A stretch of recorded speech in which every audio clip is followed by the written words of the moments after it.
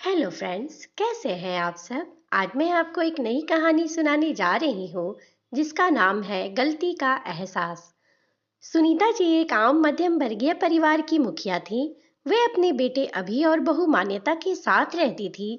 एक बेटी पूनम भी थी जो शादी के बाद अमेरिका में बस गई थी।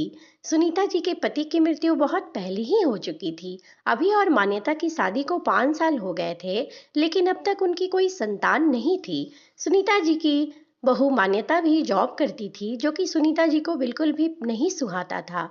वे जल्द से जल्द दादी बनना चाहती थी, लेकिन मान्यता और अभी यह अच्छी तरह से जानते थे कि अभी मान्यता का जॉब करना कितना जरूरी था। सुनीता जी अपने बेटे अभी से इस बारे में बात करती तो अभी किसी न किसी बहाने से बात को टाल देता था। इसलिए वह मान्यता को परेशान करने के बहाने ढूंढती रहती थी ताकि वह अपनी जॉब छोड़ दे। और अभी कोरोना काल में तो मानो उनके मन की मुराद ही पूरी हो गई थी। हालांकि वह दिल की बुरी नहीं थी, लेकिन पोते की चाह में वो न चाहते हुए भी ऐसा कर जाती थी। अपनी हमउम्र सहेलियों को दादी बनते देखकर उनका मन दुखी हो जाता था। उस दिन भी घर में कुछ ऐसा ही कुछ हुआ। ऑफिस में काम की वजह से मान्यता देर तक सोती रही और सुनीता जी को अच्छा खासा मौका मिल गया। ये क्या बहू, अभी तक सो रही हो? पता है सुबह के 10 बज गए हैं। अभी भी बेचारा कब से उठकर ऑफिस के काम में लग गया है और तुम हो कि अभी तक सोई पड़ी हो।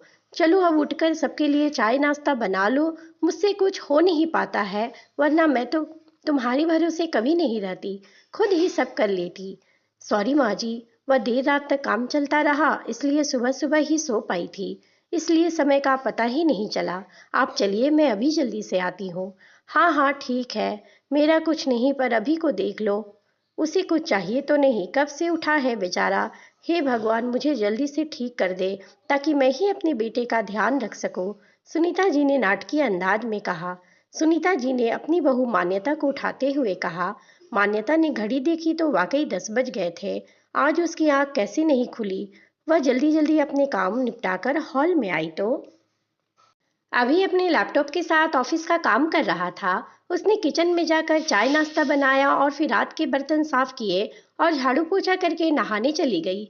दरअसल कोरोना वायरस की बढ़ती बीमारी की वजह से शहर में पूरा लॉकडाउन किया गया था, इसलिए काम वाली बाई भी नहीं आ रही थी। मान्यता खुद एक इंटरनेशनल कंपनी में काम करती थी। उसका ऑफिस टाइम निश्चित नहीं होता था। अधिकतर उसे देर रात तक काम करना होता था।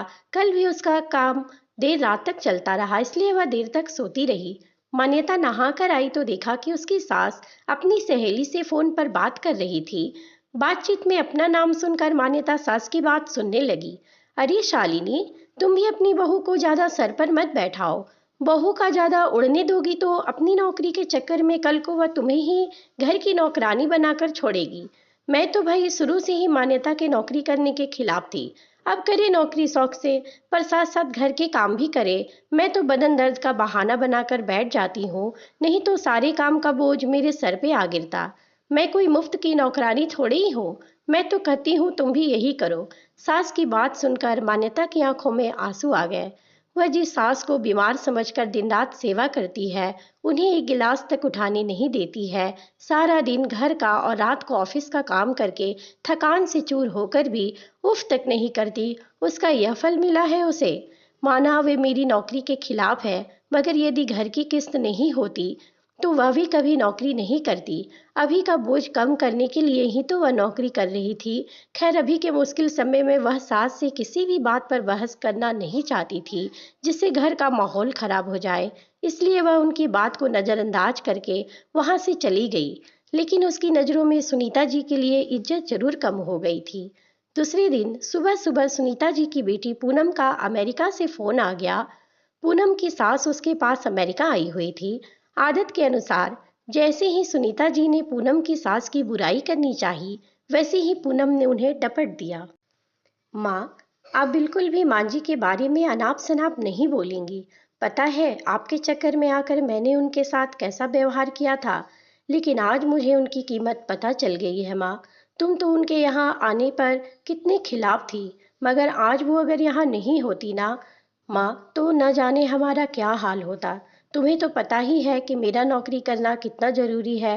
कोरोना कोरोना ने यहाँ भी ऐसा कहर ढाया है कि घर से ही सब करना पड़ रहा है। किट्टू का बेबी केयर सेंटर भी बंद है। मैं और राकेश फुल टाइम बिजी रहते हैं। ऐसे में मांझी ने अकेले ही किट्टू के साथ साथ पूरे घर का सारा काम संभाला हुआ है। मुझे कुछ भी नहीं करने देती है। अगर वो नहीं होती माँ, हमारे साथ क्या होता, यह सोचकर ही रोंगटे खड़े हो जाते हैं। सच में माँ, वो कोई साधारण महिला नहीं है, बल्कि मेरे लिए तो देवी के समान है। मेरे इतना अपमान करने के बावजूद। और पूनम रोने लगी। उसने फोन कट कर दिया। पूनम की बात सुनकर सुनीता जी को भी आंखें भर आई। उन्हें अपनी भूल का एहसास हो गया था। मान्यता तो वाकई उनका कितना ख्याल रखती है। उनकी कड़वी से कड़वी बात का भी बुरा नहीं मानती है। उन्हें जवाब भी नहीं देती है। वाकई अभी का समय तो एक दूसरे का साथ देने का है। सारे गिले शिकवे भुलाकर एक दूसरे की मदद करने का है। तो फिर वो स्वार्थ में कैसे अंधी हो गई थी? इतना कैसे गिर गई थी कि ऐसे मुश्किल समय में अपने ही परिवार की सहायता नहीं कर सकती? उन्होंने उसी समय मान्यता को बुलाकर उसके सिर पर प्यार से हाथ फेरते हुए कहा, मान्यता, आज से घर के कामों की आधी जिम्मेदारी मेरी रहेगी। मैंने आज तक तुम्हें जो भी कहा और किया, उसके लिए सॉरी। चलो अब तुम जाकर आराम करो, खाना मैं बना लूंगी। इधर सास का बदला हुआ रूप देखकर मान्यता की भी आंखों में आंसू आ गए और अपनी सास के प्रति उसके मन में फिर से पहले वाला सम्मान वापस आ गया था। शायद हमारे जीवन में मुश्किल समय आता ही इसलिए है कि हम एक दूसरे की अहमियत का पता चले। अपनी गलतियों का एहसास होने और आगे बढ़कर माफ़ी मांगने से वाकई इंसान छोटा नहीं हो बल्कि बहुत बड़ा हो जाता है, सुनीता जी की तरह। धन्यवाद।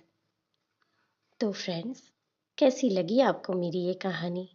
अगर आपको मेरी ये कहानी पसंद आई है तो प्लीज़ चैनल को लाइक करें, शेयर करें, कमेंट करें और सब्सक्राइब करें, ताकि मैं और भी अच्छी अच्छी वीडियो और कहानियाँ आपके लिए ला सकूं।